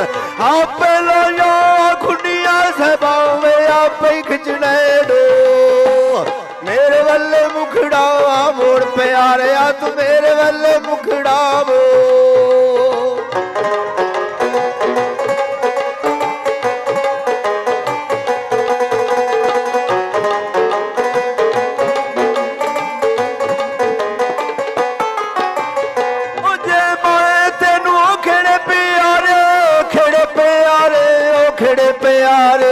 डोली पा दे कोई और, मेरे वल्ले मुखड़ा मैं मार गई, मेरे वल्ले मुखड़ा मोड़ प्यारे आ तू, मेरे वल्ले मुखड़ा मोड़।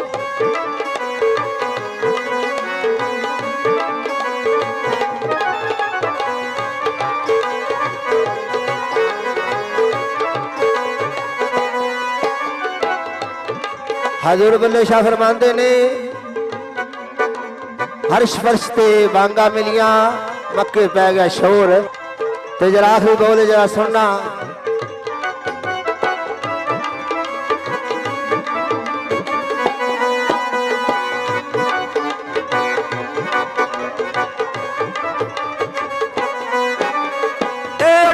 रिश्ते ओ बांगा मिलिया वही बांगा मिलिया मक्के पै गया शोर प्यारे तू मेरे वल्ले मुखड़ा मैं मर गई मेरे वल्ले मुखड़ा मोड़ प्यारे तू मेरे वल्ले मुखड़ा मोड़